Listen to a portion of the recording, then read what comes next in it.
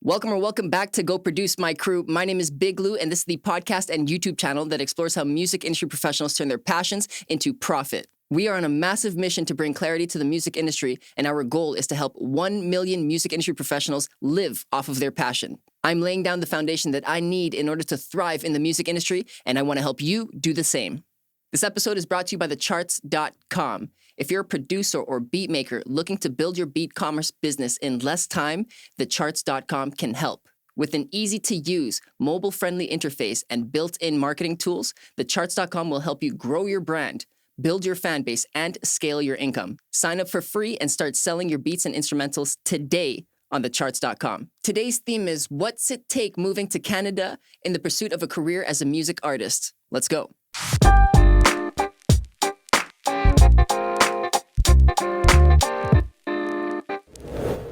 Originally from London, UK, LTtheMonk fell in love with music at a very young age. Blended with constant exposure to reggae via his Jamaican mother and rock via his Irish father, LT's adventurous love of music and performing on stage would grow only stronger. With a name that announces his meditative dedication to craft, the artist describes himself as London-made, East Coast trained, tribute to both his home city and the New York MCs who inspired him.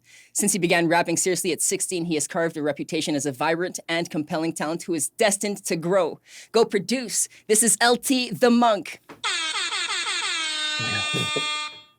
Thank you so much for having me. It is a pleasure. Thank you so much for being here. I want you to know that we do very much appreciate your time, so let's go ahead and make the most of it and go produce. Perfect. All right. Our first segment today is called The Basics.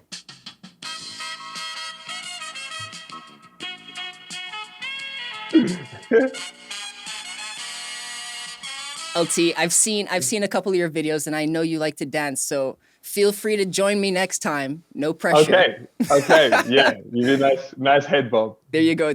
Okay, so starting it off nice and strong. What is your first musical memory? My first musical memory is when I think I was about 5, and me and my mom, we were actually in a dance competition in England. There's these holiday parks called Haven. And so it's a whole load of like holiday trailer parks around England. And when I was around 5, me and my mom, we were at one, and my dad was there as well, but me and my mom were in this dance competition there. And I remember us just dancing all the way through. And then at the end, they came up to us in the middle and they were like, you guys both won the whole dance competition. So we were really proud. And then I was like, man, yeah, I love this. I love dancing. I love dancing to music. I love the whole musical feeling. So yeah, that was the real beginning, I think. Was it just a taste of victory? I do love winning as well. I'm a very competitive person. But, we'll say there was some music in there as well. I can agree with that. And then do you think that, was it perhaps a love of music that your mom had as well that influenced you? Or was it just a random event that you guys both joined? I'd definitely say, the parental influence as well was huge. Because I think, I remember in the car with my dad, he would play me Bon Jovi cassettes. So even before I wanted to be a rapper, even before I discovered hip hop, I remember writing songs I wanted to be a singer and like having this raspy 6-year-old version of a raspy voice because I thought this is how rock musicians are supposed to sound. And same with my mom as well, her playing reggae. I think just that love of music was constantly there. But then I guess you're always trying to find what your own voice is. So then when I discovered hip hop, that's when I think my mind just suddenly said, okay, this is the way that you're going to express yourself now. And that's when the real love developed. Yeah. One thing led to another. Beautiful. Yeah. And this experience started off when you were 5 years old. And then I mentioned in the intro that you started taking this more seriously at 16 years old. So it's been a significant part of your whole life. I'm curious to know, what is the first lesson that the industry has taught you being in it? I think the classic, it takes 10 years to build an overnight success. I think that is the biggest lesson, or the first big lesson. Because I remember around that time when I first started taking rapping seriously, I had a few friends that were musicians as well. And we were so naive, and we just loved music, and we say, okay, so there's this musician that we love and they're signed to this label. And so it was, I can't remember who we were talking about, but someone was signed to Universal Music. So we thought, yeah, let's just get the bus up to central London, go to Universal Music and ask them for a record deal. And then we go in there and they're like, so who are you? And we're like, oh, I'm a rapper. And they say, okay, well, do you have 100,000 listeners on this? And this is like before streaming as well. So it was like, do you have 100,000 people maybe buying if your mixtape or whatever you're selling? Can you fill out all of these big underground venues in London? So then when we realized that, and that was like 9 years ago. So yeah, it really was that first. It's going to take a long time just to get to when people start to know you. And then from there. So yeah, I think that was the big first lesson. It's a huge lesson, and a lot of people are very eager for that overnight success, overnight celebrity. But that's very far from it, and something that I like to compare it to for a lot of people getting into this industry as artists, as creatives. Picture an astronaut, right? How much time they've spent working on their craft to maybe be selected to go travel, like it's a lot of effort, and it's the same thing. You've got to hone your craft over time. And if you don't do so consistently, then you won't bear those results that you're so eagerly or not so eagerly pursuing. Yeah. Oh no. And I think is a great point as well. Because I think one thing that I appreciate more and more is just to get to the top of the game. Even if people don't like you, you have to respect that they have a certain level of talent. Because I think just from the consumer perspective, you kind of see it as, this person's trash, this person's garbage, I don't like them, but they've made it there. And it's the same as, people will say, like I've been seeing in the news recently, people were saying that the NBA player Kwame Brown, they were saying that he was a bust. And you have to realize that actually just to make it to the NBA, you're one of the greatest 4,000 or so basketball players to ever have existed in the world. So whatever your career trajectory is in the NBA, you've made it there. You can say, I'm one of that elite group.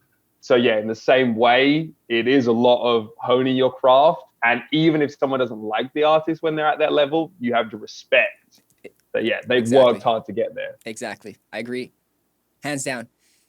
Final question for this segment is, what is your greatest challenge that you've experienced with or that you are currently experiencing outside of COVID? I think really just getting people to care. That is the eternal test for a musician. I think anyone that's selling something, that is the eternal test, where people, it might be like Coca-Cola. People might like Coke. People might say, oh, if someone gives it to me, then I'll drink it and it tastes good. But what's the thing that actually makes them go out and buy it and say, oh, this is the brand I'm going to love forever? Same thing as a musician. And it's never a bad thing. It's always just that challenge to think, how do I overcome this? How do I get people to actually care? How will I get 1 million people to care enough to stream my album, to buy my album, to come to the concerts, to buy the merch, to watch the videos, all of that. So I think, yeah, that's the biggest challenge, which is, even after COVID is done, it will still last forever. It's still ongoing. Attention is so expensive. Have you had any successes throughout COVID, before COVID, after COVID? How do you, what strategies do you use to grab attention? I think trying to treat every single person as valuable is the way that I best go about it. Because, you'll see a lot of people will say, oh, I need 1 million views, 1 million followers. And it's kind of treated like it's just this block of 1 million people that they just think will appear, and you can just treat them as one and that's it. And obviously when you have 1 million followers, you can talk to them as just one block. But I think you have to see it more as it's not one group of 1 million people, it's 1 million subsectors of one person and one person. So every single show, every single person that replies to me on Instagram, everyone that sends me any kind of message, anyone that sees me in the street and says, hey, you're the guy that dances in the socks. Hey, you're the guy that does this in videos. I treat it as, yeah, you're a personal person. You're a human person. And I'm going to talk to you, make that real connection. So then when you next see my music, when you next see a video come up, then I think you will actually say, hey, I know that guy. He cared. And I'll go and listen. Yeah. It means more. You have to build your brand. You have to build yourself as a human, because that's innately how we connect. And then the art is a bonus. It's almost an avenue through which you can communicate on a different level. So I think the approach that you're taking is very wise. That is the basics, LT. Okay. All right. Good round. Good round. This one is going to be a little bit faster. This one is called the speed round. Okay. All right, LT. So I'm going to throw you 20 questions at a rapid rate. You have less than 3 seconds to answer each of the questions. Okay. So it's like fast, and you only can answer them with one word, one, maybe 2 words. Okay. We can justify afterwards. Cool? Okay. Okay. All right. All right. So let's do it. What is your favorite animal or plant? Turtles. Twista's Sunshine music video is where your love of hip hop all started. Yes. What's your favorite snack? Doritos. Who's an artist that you currently find the most exciting? Michael Jackson. Canada has more lenient immigration policies. Yes. What is your definitely. favorite time of day? Early evening. At the end of the day, you want a nice big glass of? Red wine. You like a good Meghan Markle drama? No. Where's your favorite place in the world? Los Angeles. Small town or big city? Big city. You're the first and only rapper signed to Sonic Union. I am indeed. If movie is to watch, then Netflix is to? Chill. Do you have any nicknames? Monk, LT, the. You capture all of your song ideas as you go on Apple Notes. Yes. Do you prefer to read or watch movies or shows? What shows? Where's your next vacation spot? Somewhere in America. You annotate your own lyrics on Genius. Yes, I do. Would you go to the moon? Yes. What is your favorite music? Wow. Whoa. What is your favorite music genre? Hip hop. How many years have you been at this for? 17. Sheesh. We made it through. We made it through, LT. Congratulations. Okay. Thank you. I apparently didn't make it through without any scars, but you did. You did perfectly well. Did any of those questions stand out to you? I really like the animals one. You want to tell us why you like turtles? Well, yeah, because I think I always liked the idea of an animal that would live for way longer than me. So if I made a connection with it and it lived for like 150 years, it would kind of be like my generational continuing. So I'd love to have a giant turtle that will live for like 150 years and it will outlive me. Were you the kid from that meme, the I like turtles kid? Yeah. He was the inspiration behind it. That's awesome. Okay, so I also want to ask why you annotate your own lyrics on Genius. What's the point behind that? Well, I think when I set out as a musician, it was weird. And just as a musician in general, I have some very specific goals. And one of them is I want to be one of the top 5 greatest rappers of all time. And obviously, it's never going to be unanimous because Jay-Z's my favorite rapper ever. I think he's the greatest rapper ever. I know people that don't think he's good. So it's never going to be unanimous, but I think there's always that tier that you'll respect if someone's name is mentioned. So I want to be in that tier. And I think that if people were just going to hear my lyrics on Spotify, they won't, especially because of how much wordplay I use, they won't get everything.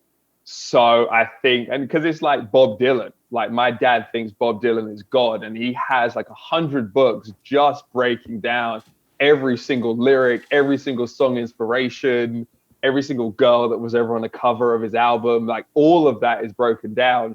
So in the same way, I think that for my goal, people need to see my lyrics written down as well as hear them, and they need to see all of the wordplay. So if there is a triple entendre, if there is the most complicated piece of wordplay, they can understand it, and then it will contribute to the main goal.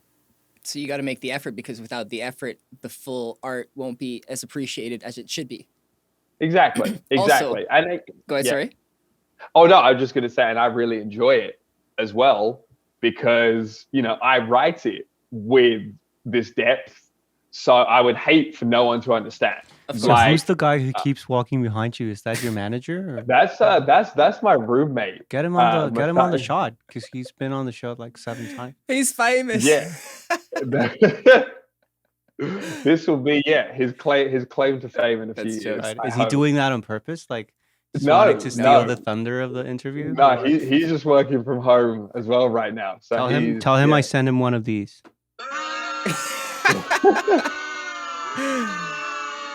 LT, you've met Grumpy Sound Guy, haven't you? he can't be like the Kramer, like he just walks in and out. Oh, and he just guest stars in some scenes. Need to get some bass slap sounds for when he walks. That's jokes. No, so I do appreciate the effort that you do put in towards actually putting the significance behind your lyrics out there. It's another way to market your material as well. So that's also wise. And before we move on, I just want to say that you were writing triple entendres. I just wanted to take that in. Like that's a level of writing to those people that aren't necessarily aware of rhetorical devices and whatnot.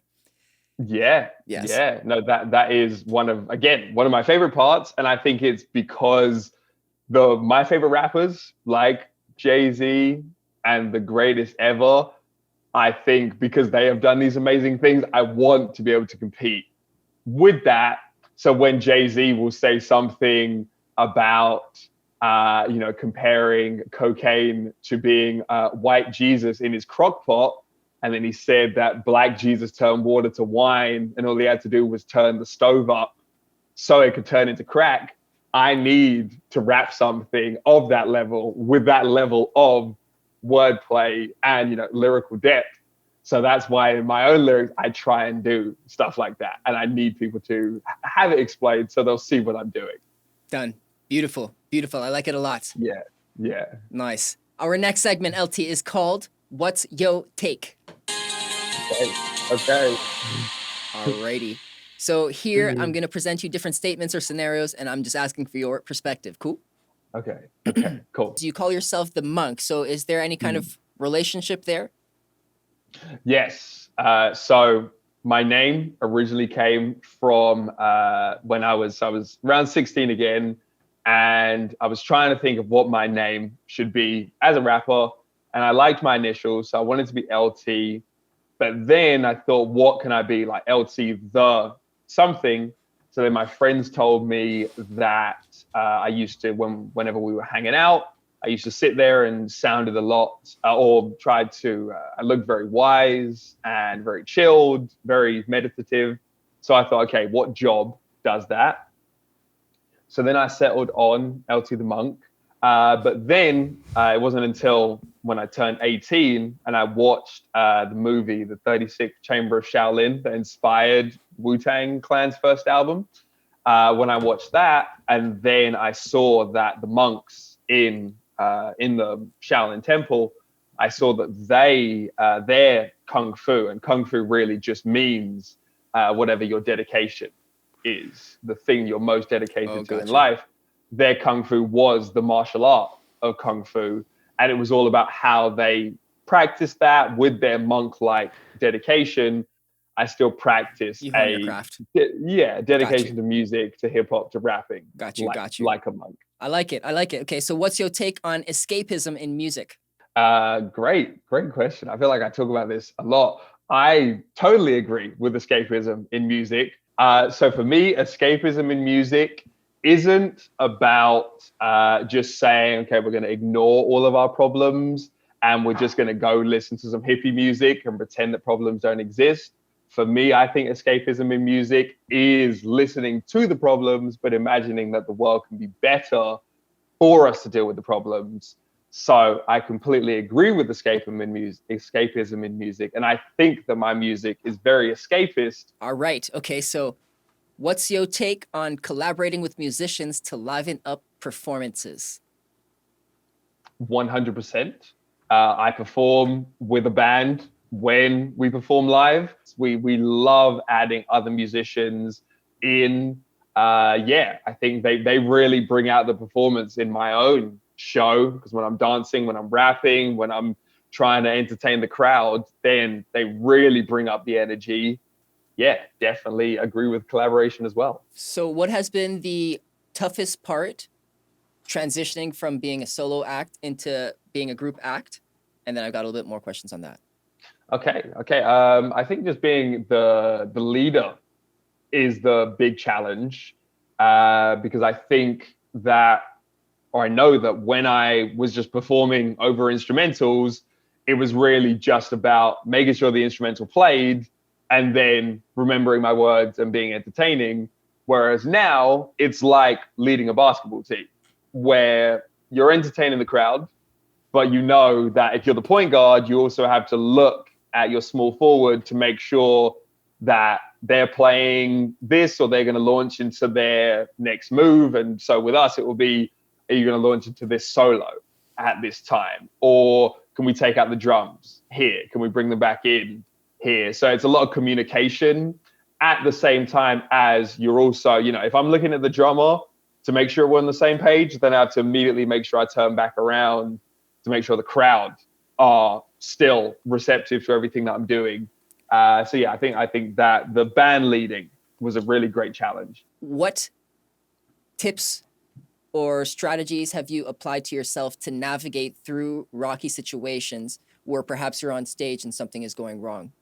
I think the great thing is, like, there's always stuff that's going wrong. It's just people never know. It's like we played shows where like Lucas's kick drum pedal has just gone.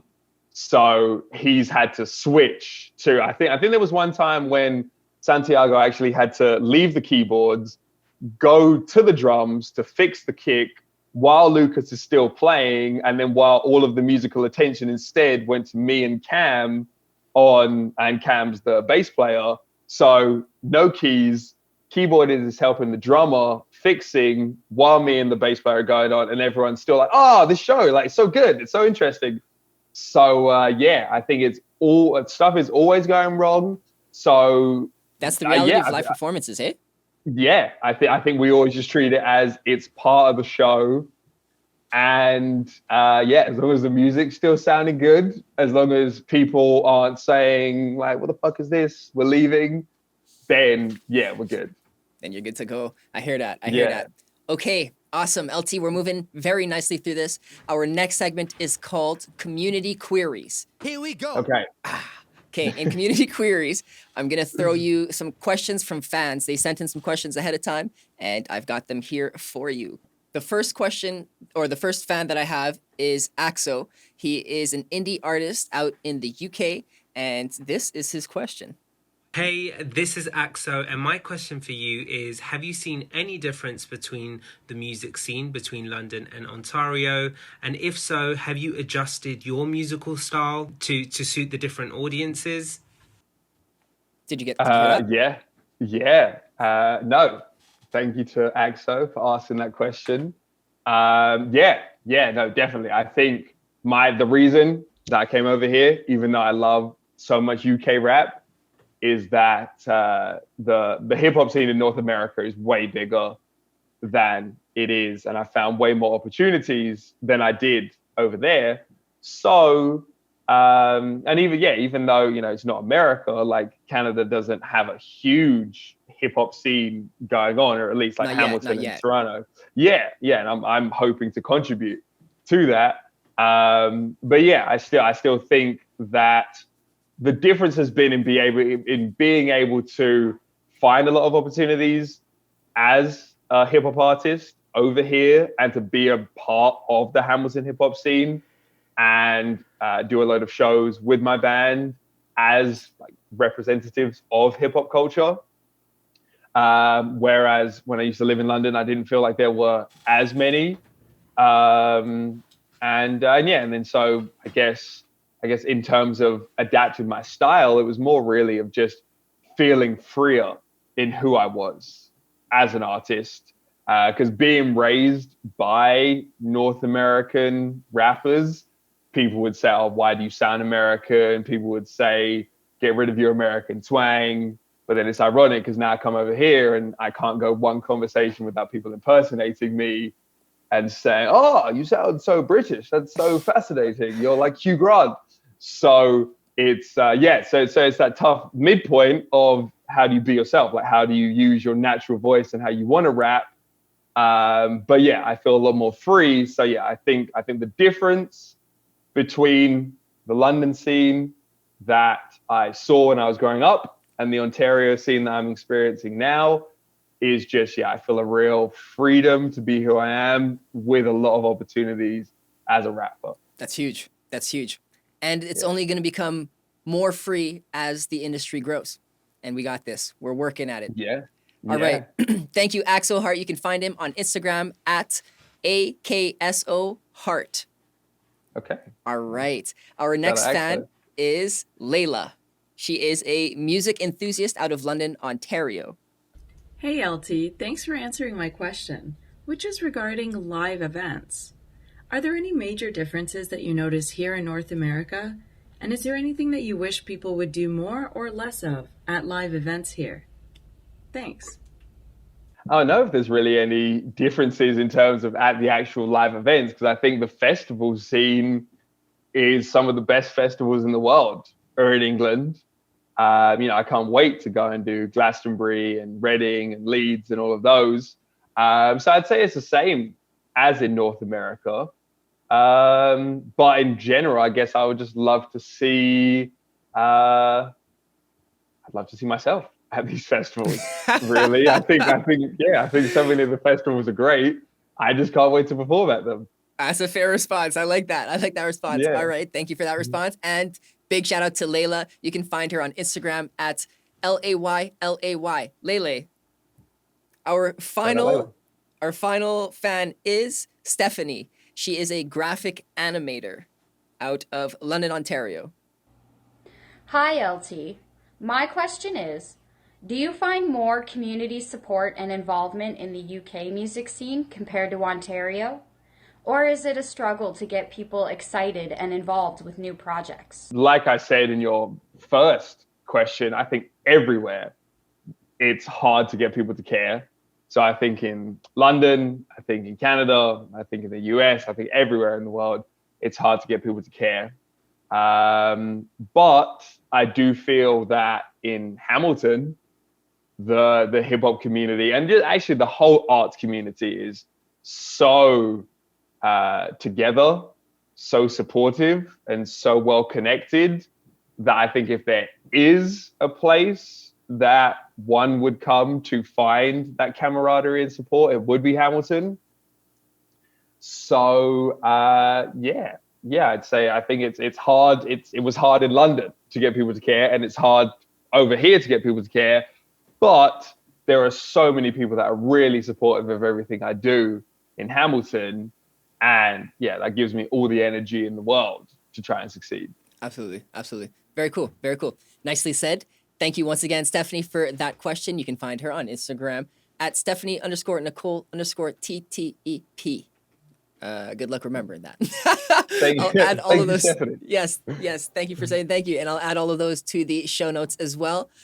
Next, we've got Clear the Air. All right, LT. This is our final segment of today's show. What I'm going to be asking you is to bring some clarity to these slightly denser questions. Okay, thanks. All right. So we've spoken a lot about your transition from UK to Hamilton. I just want to know a couple of the greatest challenges that you've had from moving countries, and keep it in mind. We wanna frame it for other individuals that are trying to do the same. So visa issues. I myself am an immigrant, so like I have a whole struggle with permanent residency. So let's try and frame this answer to people moving here. I would say that some of the biggest challenges have been coming to a place where no one knows you and building an audience, again, to make people care. I think because I didn't have any family here, didn't have any friends here, but the way that I got around that was just I went to every single event, performed at every single open mic that I could. So I think it's a challenge, but I think as long as you're out there all the time, trying to meet people, trying to connect with people, then I think you can get through it. Visas always tough. What did that process look like?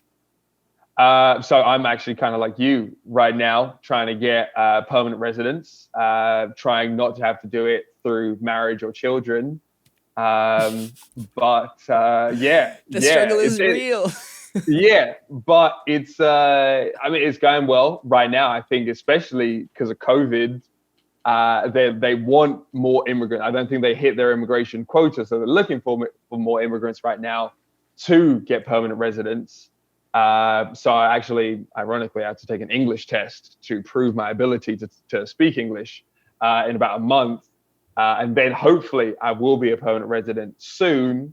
That's tough, but having good immigration people that you can pay or even just the advisors. Yeah, lawyer, the consultants, the modern jargon of the job market. They good people like that. Is there like a ballpark figure that all of this has cost you? If it's personal, it's understandable, but just so that other people can get an idea of what kinds of expenses they can run into.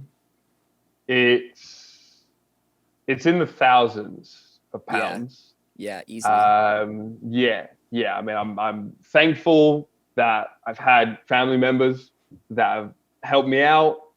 Thankful that I've been able to work consistently. Like there's times over the past 3 years I've had like 5 jobs at once, just so I can make sure that I can pay rent and pay for all of this stuff. It is big sacrifice. It's difficult. It's difficult. It's really a big sacrifice, but if it pays off, then it's a great story. It's true, and it's worth trying. It's worth trying. Yeah. Okay, I need to ask this because the album is coming up a little bit, so I want to ask you to clear the air on how has writing an album itself been different than completing your previous projects? The goal was just to improve in every single way. So I think it was different just in terms of it being harder. So I wanted to be better lyrically. I wanted to be better instrumentally. I wanted to sing background vocals. I wanted to have my own singing parts. I wanted to make videos that are better. I wanted to dance in all of the videos at a higher level than I ever had before. So I think it's different just because, and I know everyone says, this is the best thing of my career, but this is a level up on everything that I've done before. So yeah, I think that's the main difference. Just setting the challenges of trying to be the best that I've been, make the best music that I can, and then achieving those. Yes, makes sense. So you didn't start off with album mode. You obviously had smaller projects, I guess not so obvious to other people, but you've had smaller projects, but you still technically consider this to be your first album similar to Chance's Mentality. Can you just shed some light on that briefly? So I'm just going to pause while my neighbors leave. I don't want any sound to be screwed. Oh. Great soundtrack. Grumpy sound guy has been keeping busy. Well, good that my Kramer reference worked because you had the Seinfeld. Yeah, absolutely. Let's say I had it, and let's say I didn't have to Google it for like 20 minutes. It's jokes. So in the same way, for me, I had a project from 2015 called Monk in London. That was the first time I ever put an album out on streaming services or ever put a full project on streaming services and put it on iTunes. So for me, that counted. It is the literal definition of an album. But then it was when absolutely nobody knew who I was, and there wasn't many listeners there. So then in 2019, when I came here and I made King Strings and Hip Hop, then that felt like a first album, because this is, oh wait, there's people who are paying attention to me now, and I'm going to go perform this album consistently for over a year, and it's going to take me to all of these different opportunities. But then now, this is my first album ever to be put out by a record label. This is the first album that ever has a publicist and a radio team and all of these different industry people attached to it.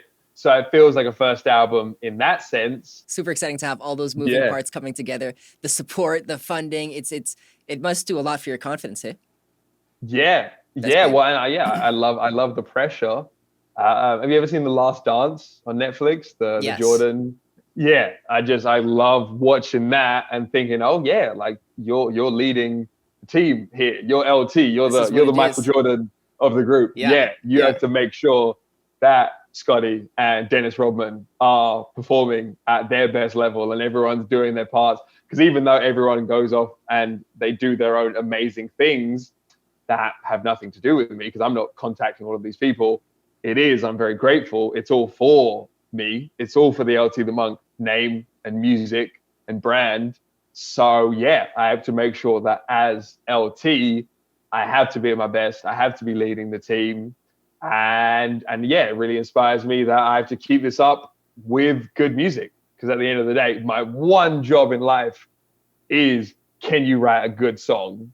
And It all starts there. Yeah. Beautiful.